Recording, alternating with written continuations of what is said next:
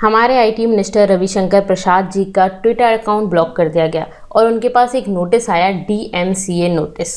Same इसी तरह से शशि थरूर जी का ट्विटर अकाउंट भी ब्लॉक कर दिया गया और उन्हें भी सेम नोटिस आया। अब ये डीएमसीए नोटिस होता क्या है ये, और यहाँ पर ये बहुत बड़ी कंट्रोवर्सी चल रही है कि ट्विटर जो है वो इंडिया के आईटी रूल्स को फॉलो नहीं कर रहा है, उनका उल्लंघन कर रहा है। तो जानते हैं डीएमसीए नोटिस क्या है, ट्विटर किस तरह के रूल्स को फॉलो करता है, हमारे आईटी रूल्स को फॉलो क्यों नहीं कर रहा है या क्या रीजंस हैं इसके, वो सब चीज़ें हम इस लेक्चर में डिस्कस करने वाले हैं। डीएमसीए के बारे में डिस्कस करेंगे, डब्ल्यूआईपीओ के बारे में डिस्कस करेंगे, काफ़ी कुछ जानने के लिए है। तो चलिए स्टार्ट करते हैं। मैं हूँ Raksha Raghuvanshi and I welcome you to logical education.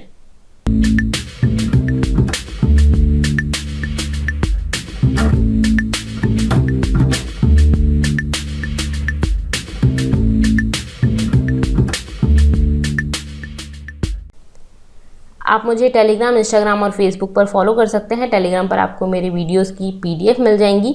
इसके अलावा इंस्टा पर आप मुझसे क्वेश्चंस भी कर सकते हैं। और अगर आपने अभी तक चैनल को सब्सक्राइब नहीं किया है तो इसको सब्सक्राइब कर लीजिएगा।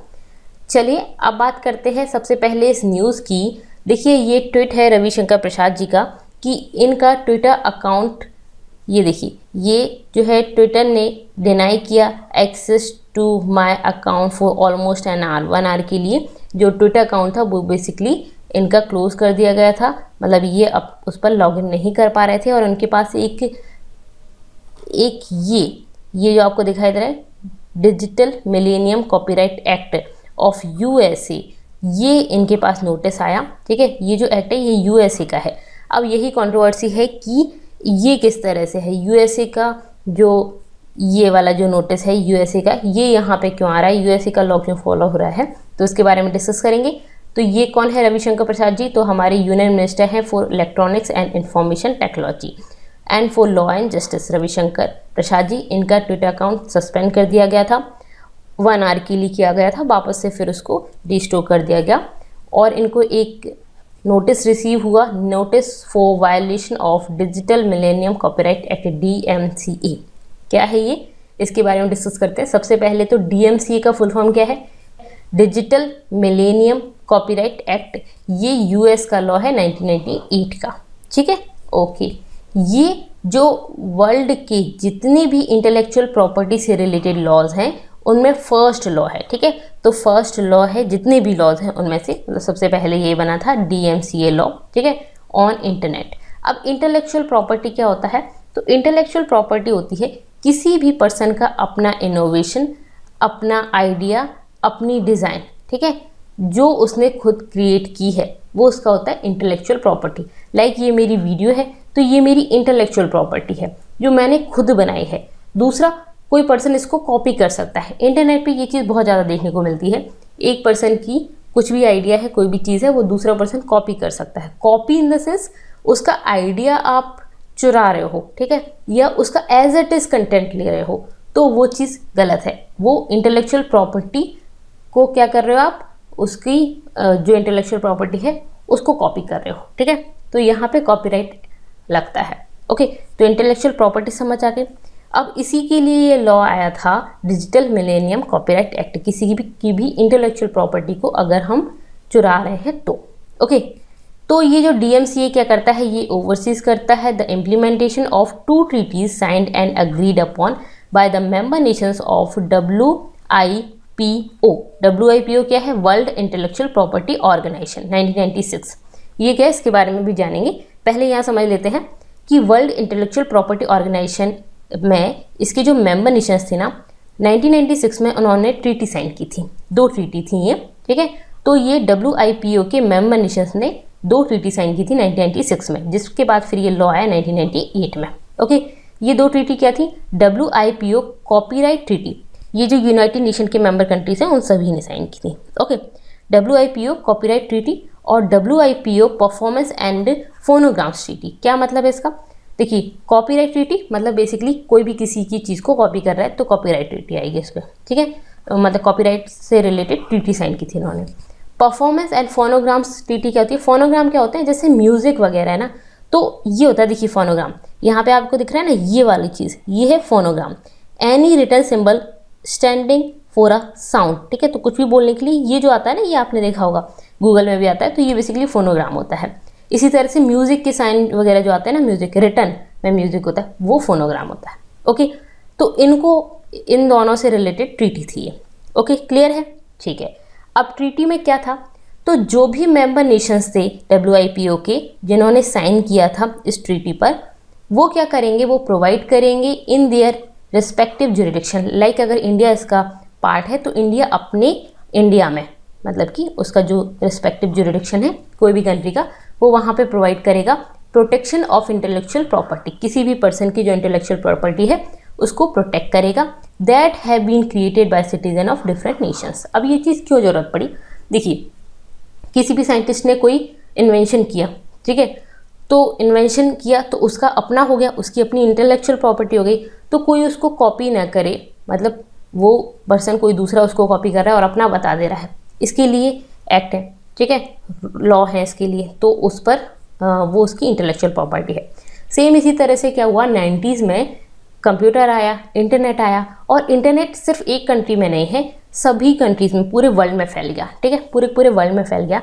तो अब यहाँ पे एक नेशन का कोई एक पर्सन दूसरे पर्सन की चीज़ को कॉपी कर रहा है, तो वो तो अपनी अपनी कंट्री की बात है, सेम ही रूल होगा, सेम ही लॉ होगा। ओके, लेकिन मान लीजिए US का कोई पर्सन है और इंडिया की जो किसी पर्सन ने कोई चीज़ अपलोड की है नेट पर, वो इसको कॉपी कर ले रहा है, या US के पर्सन का ये कॉपी कर ले रहा है, तो अब यहाँ पे तो ये जो इंटरनेट है वो तो पूरे वर्ल्ड में चल रहा है, तो कहीं पे भी कोई भी कर सकता है। तो इस वजह से क्या हुआ कि ये दूसरा पर्सन इस पर्सन के जो राइट्स है इंटेलेक्चुअल प्रॉपर्टी उसको कॉपी ना करे, और कॉपी करे तो फिर इस पर ये जो कॉपीराइट के एक्ट हैं वो लग सकें, इसीलिए ये बनाया गया था। ठीक है, WIPO की ट्रीटी थी जिसमें जो मेंबर नेशंस हैं उन्होंने सिग्नेचर किए, जिन जिन ने सिग्नेचर किए वो इसके मेंबर नेशन हो गए। ओके, तो to provide their respective jurisdiction, वो क्या करेंगे, अपने जो रिस्पेक्टिव जुरिडिक्शन है, मतलब कि इंडिया के लोग जो है वो इंडिया में, ठीक है, इंडिया का लॉ इंडिया में करेगा, US का US में करेगा, अमेरिका सब में, ठीक है। ओके, तो उस पर्सन का, किसी भी पर्सन की इंटेलेक्चुअल प्रॉपर्टी को प्रोटेक्ट करेगा, ठीक है, किसी दूसरे नेशन के पर्सन की भी उसी तरह से प्रोटेक्ट करेगा जिस तरह से अपने नेशन की कर रहा है, ठीक है। तो किसी दूसरे नेशन के सिटीजन ने अगर कोई चीज़ बनाई है तो उसको भी इंटेलेक्चुअल प्रॉपर्टी है उसकी, और उसको प्रोटेक्शन प्रोवाइड करेंगे, ठीक है। तो इंडिया का लॉ इंडिया में प्रोवाइड करेगा, भले ही कोई US का है, कहीं का भी है। ओके, ठीक है। Protection must not be less than one being given to the domestic copyright holder. Like मान लीजिए इंडिया के दो लोग हैं, एक पर्सन ने दूसरे पर्सन की इंटेलेक्चुअल प्रॉपर्टी को कॉपी किया, ठीक है, तो आप उसको जो कॉपीराइट जो डोमेस्टिक कॉपीराइट होल्डर है, मतलब आप उसको जो राइट्स दे रहे हो वो राइट्स दूसरी कंट्री के पर्सन को कम नहीं मिलने चाहिए, मतलब या तो इसके बराबर मिले या इससे ज़्यादा मिले, इससे कम नहीं मिलना चाहिए, मतलब बाइसिंग नहीं होनी चाहिए। बेसिकली आपने अपनी कंट्री में तो ज़्यादा दे दिया और दूसरे की कंट्री वालों को कम राइट दिए, तो उससे कम तो नहीं होंगे, ठीक है, समझ आ गया। जैसे ये मान लीजिए मैं इंडिया में हूँ, मैंने किसी US के किसी पर्सन का या किसी भी ब्रिटिशर्स का मैंने कोई चीज़ कॉपी की, तो वो पर्सन का जो राइट है ना वो उतना ही राइट होना चाहिए जितना अगर मैंने किसी इंडिया की का कॉपी किया होता तो मिलता उस पर्सन को, ठीक है, इंडिया के पर्सन को, तो उससे कम नहीं होना चाहिए, ठीक है। तो कोई कंट्री ज़्यादा तो देगी नहीं, ऑब्वियस है, अपनी कंट्री वालों को ज़्यादा मिलेंगे राइट्स, तो कंट्री ज़्यादा तो नहीं देगी, कम होना नहीं चाहिए, तो इसका मतलब क्या है, बराबर ही होंगे, ठीक है। तो राइट्स बराबर मिलने चाहिए दो कंट्रीज़ के लोगों को, ठीक है, क्लियर है। इस ट्रीटी में ये चीज़ साइन हुई थी, इसका आगे काम आएगा। ओके, अब बात करते हैं WIPO के बारे में। बात हुई तो WIPO के बारे में जान लेते हैं। ये स्पेशलाइज्ड एजेंसी है यूनाइटेड नेशन की, इस्टेब्लिश हुई थी 1967 में। Okay, world intellectual property organisation.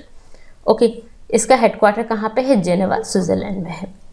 इसके मेंबर कौन है, तो जो यूनाइटेड नेशन के मेंबर हैं 193 नेशंस वो इसके मेंबर हैं, इंडिया भी इसका मेंबर है, तो इंडिया ने भी ट्रीटी साइन की थी। ओके, इसका एम क्या है, एम है to avoid copy the unique content by unscrupulous website और यूजर्स, ठीक है। तो कोई भी वेबसाइट, एक वेबसाइट दूसरी वेबसाइट का जो कंटेंट है, जो स्टैटिक कंटेंट है या डायनामिक कंटेंट है, उसको कॉपी ना करे, ठीक है। तो यूनिक कंटेंट को कोई कॉपी ना करे, ठीक है। तो इसको अवॉइड करने के लिए ये किया गया था, ठीक है। अब ये कहीं पर भी हो सकता है, ये जो इंटरनेट है उस पर भी और उसके अलावा भी, तो यहाँ पे इंटरनेट की हम बात कर रहे हैं। ओके, तो members of WIPO agreed to exchange the copyright and intellectual property protection to digital content. अब इसने क्या किया, जब इंटरनेट आया और इंटरनेट के बाद पूरे वर्ल्ड में वो इंटरनेट फैल गया, एक जगह की चीज़ दूसरी जगह पे भी देखी जा सकती है, उसको कॉपी वगैरह भी किया जा सकता है। तो ये चीज़ ना इन्होंने ये जो WIPO जो था जिसने 1967 में बनाया था, बाद में इन्होंने ये डिजिटल कंटेंट के लिए भी एक्सटेंड कर दिया। ओके, क्लियर है क्यों किया गया, ये समझ आ गया आपको। तो कॉपी कोई पर्सन करेगा तो उस पर कॉपीराइट आ जाएगा। ओके, ठीक है, किसी की भी इंटेलेक्चुअल प्रॉपर्टी को कॉपी करता है तो। ओके, अब कौन ये जो है DMCA नोटिस कौन जनरेट करता है और किस तरह से करता है, तो ये DMCA की वेबसाइट है, हम अभी इसको देखेंगे। तो कोई भी कंटेंट क्रिएटर कर सकता है, लाइक मेरा कंटेंट है तो मैं कर सकती हूँ, ठीक है, या आपका कंटेंट है तो आप कर सकते हैं। किसी भी पर्सन ने जिसने अपना कंटेंट बनाया है, अगर उसको लगता है कि उसका कंटेंट जो उसका ओरिजिनल कंटेंट है वो कॉपी किया गया है किसी भी यूज़र के द्वारा या किसी भी वेबसाइट के द्वारा विदाउट ऑथराइजेशन, ठीक है, तो वो पर्सन क्या कर सकता है, कॉपीराइट क्लेम कर सकता है। ओके, इसके बाद वो क्या करेगा, फाइल करेगा एक application referring that their intellectual property has been stolen और वायलेटेड। लाइक मेरी अगर वीडियो को किसी ने कॉपी करके डाला है तो मैं उस पर कॉपीराइट क्लेम कर सकती हूँ, मैं एक एप्लीकेशन फाइल कर सकती हूँ कि मेरी जो इंटेलेक्चुअल प्रॉपर्टी है उसको किसी ने चुराया है, ठीक है। तो ये किया जा सकता है, कोई भी पर्सन कर सकता है, ओरिजिनल कंटेंट जिसका है वो कर सकता है, ठीक है।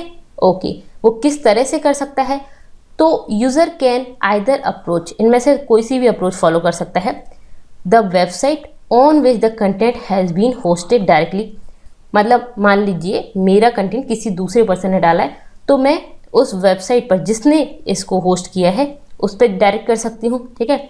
या मैं third party service provider, website like मान लीजिए फेसबुक पे डाला है या ट्विटर या इंस्टाग्राम जहाँ पे भी डाला है या यूट्यूब पे डाला है तो वहाँ डायरेक्टली कर सकते हैं। तीसरा कर सकते हैं थर्ड पार्टी सर्विस प्रोवाइडर, ये फर्स्ट चीज़ हो गई। दूसरा क्या कर सकते हैं, थर्ड पार्टी सर्विस प्रोवाइडर से भी कर सकते हैं। क्या मतलब है कि मैं डायरेक्टली मुझे करना नहीं आ रहा तो मैं क्या कर सकती हूँ, DMCA.com पे जाऊँगी। DMCA.com पे जाने के बाद मैं क्या करूँगी, उनसे हेल्प ले लूँगी। ये DMCA जो है ना, इनकी अपनी एक्सपर्ट्स होते हैं, ठीक है। तो इनकी जो एक्सपर्ट्स हैं, जो टीम की एक्सपर्ट्स की जो टीम है वो कुछ फीस लेगी मुझसे और ये काम मेरे बिहाफ में ये कर देंगे, ठीक है। तो थर्ड पार्टी सर्विस प्रोवाइडर के थ्रू भी कर सकते हैं। ये हम देख सकते हैं यहाँ पे इसकी DMCA की ये साइट है, देखिए टेक डाउन सर्विस, यहाँ पे आप टेक डाउन कर सकते हैं। ये है कॉपीराइट, यहाँ पे सब कुछ हो सकता है, ठीक है। तो ये इसकी साइट है। ओके, तो इस तरह से हम ये अप्रोच फॉलो कर सकते हैं, डायरेक्ट वेबसाइट पे जाके भी, और दूसरा थर्ड पार्टी सर्विस प्रोवाइडर से, मतलब कि DMCA से भी करा सकते हैं। ओके, बट ये जो लॉ है ना, ये कहाँ का, US का है, ठीक है, इंडिया का लॉ नहीं है। इंडिया ने इस पर साइन किया था, लेकिन यहाँ पे बात क्या हुई थी कि आपके जो अपने लॉज है ना, उनको मतलब कोई दूसरा कंट्री दूसरी कंट्री के लॉज बना सकती है, हर कंट्री अपने अपने, उन लॉज को कम नहीं करेगा, उनको इक्वल होंगे या फिर ज़्यादा ही होंगे, ठीक है। तो इंडिया का लॉ फॉलो होना चाहिए ना इंडिया में, ये एक मेन बात है कि आप US का लॉ इंडिया में फॉलो कर रहे हो, इंडिया के लॉ को आप कम कर रहे हो। क्या कर रहे हैं यहाँ पे, यही हो रहा है कि US का तो चल रहा है लेकिन इंडिया का जो लॉ है उसको कम कर रहे हो। इंडिया का क्या लॉ है, तो इंडिया ने अपने IT कुछ रूल्स बनाए हैं इससे रिलेटेड, जिसके बारे में भी अभी हम डिस्कस करेंगे इस मैटर में क्या लॉ है। In case of social media intermediaries, जो सोशल मीडिया इंटरमीडियरीज हैं लाइक फेसबुक है, इंस्टाग्राम है, ट्विटर है, वो डायरेक्टली अप्रोच कर सकता है कोई भी क्रिएटर इन प्लेटफॉर्म पर, ठीक है। तो दो तरीके बताए, तो सोशल मीडिया इंटरमीडियरीज में डायरेक्टली अप्रोच कर सकते हैं आप उस प्लेटफॉर्म पर, लाइक फेसबुक पे जाके भी आप कर लेंगे डायरेक्टली, इंस्टाग्राम ट्विटर इन पे डायरेक्टली हो जाता है, ठीक है। तो डायरेक्टली किया जा सकता है। अब क्या है, platforms also give a chance to other user. जैसे मान लीजिए मैंने किसी पर कॉपीराइट क्लेम किया, तो ऐसा नहीं कि मैंने उस पर कॉपीराइट क्लेम किया और ये उसको बंद कर देंगे, ये उस पर्सन को भी जिस पे किया गया ना, उसको भी एक चांस देते हैं कि वो अपनी बात को बोले कि भाई ये आपने गलत किया है, ठीक है। तो वो रिप्लाई कर सकता है to DMCA notice by filling a counter notice. हम एक काउंटर नोटिस भी फिल करके वहाँ पर रिप्लाई कर सकते हैं। Against whom allegations of the content cheating have been made. Like मान लीजिए किसी पर्सन ने मुझ पर कॉपीराइट क्लेम किया, ठीक है, तो यहाँ पे DMCA के थ्रू किया गया, जैसे भी किया गया, तो यहाँ पे आपने देखा था कि जिस तरह से क्या होता है DMCA में आप काउंटर नोटिस भी भेज सकते हैं। किसी पर्सन ने आप पे किया, आपको लग रहा है कि इसने गलत किया है, ये चीज़ सही नहीं है, ये आपका अपना कंटेंट है, तो आप उस पर काउंटर नोटिस भी भेज सकते हैं, ठीक है। तो बाद में ये चीज़ उसको सॉल्व भी कर देंगे। ओके, ये इनको ये अब आपको मैसेज करता है, एक चांस देता है कि भाई आपका लिए ये आया है, अब आप चाहो तो वापस से रिक्वेस्ट कर सकते हो। ओके, ठीक है। Platform will then decide which party is telling the truth. उसके बाद ये डिसाइड करता है कि कौन सी पार्टी सही बोल रही है। जो भी सही बोल रही है उसके हिसाब से ये डिसीजन लेंगे। ये क्या करते हैं कि शॉर्ट टर्म के लिए, जैसे मान लीजिए मैंने क्लेम किया कि किसी ने मेरी वीडियो कॉपी करके अपलोड की है, तो ये क्या करेंगे, शॉर्ट टर्म के लिए उस वीडियो को हटा देंगे या फिर उस वीडियो को नोटिस दे देंगे। तो बेसिकली ये उस वीडियो को हटा देते हैं। जैसे कि इन्होंने क्या किया था, ट्विटर अकाउंट इनका कुछ टेम्प्रेरी 1 आवर के लिए इन्हें हटा दिया था, ठीक है। उसके बाद ये इसको रिस्टोर कर देते हैं द कंटेंट और कीप इट हिडन। मतलब अगर वो सही बोल रहा है वो पर्सन, तो उसको रिस्टोर कर देंगे जिसने ये रिटर्न किया था ना, काउंटर नोटिस भेजा था। अगर वो सही बोल रहा है तो उसको रिस्टोर कर देंगे, और अगर उनको लग रहा है कि नहीं नहीं ये तो गलत बोल रहा है, जिसने पहले इस पर लगाया था ना एक क्लेम वो सही बोल रहा था, तो फिर इसको हिडन ही रहने देंगे। ये इनका काम होता है, लाइक फेसबुक, इंस्टाग्राम, ट्विटर में। ओके, तो यहाँ पे ये यूएस का रूल है कि क्या करेंगे, जैसे ही आपके पास DMCA नोटिस आया, किसी पर्सन ने किया, तो पहले उस टाइम कुछ टाइम के लिए उसको होल्ड कर लेंगे, उस चीज़ को हटा देंगे इंटरनेट से, ठीक है। लाइक ट्विटर से इन्होंने हटा दिया, उसके बाद इन्होंने चेक किया कि नहीं यार इसमें तो कुछ ऐसी दिक्कत नहीं थी, उसके बाद उसको रिस्टोर कर देते हैं। क्लियर है। तो ये DMCA जो है वो रूल कहाँ का है, US का है। इस पर इंडिया के भी कुछ रूल हैं, वो देखते हैं। अब क्या ये वायलेट कर रहा है IT रूल्स को, तो यहाँ पे कंट्रोवर्सी है शशि थरूर और प्रसाद जी जो हमारे IT मिनिस्टर हैं, इन दोनों की। ये क्या कंट्रोवर्सी है कि जो प्रसाद जी हैं इन्होंने यूज़ किया था AR रहमान सॉन्ग, ठीक है, माँ तुझे सलाम, तो फिर सोनी ने इन पर किया।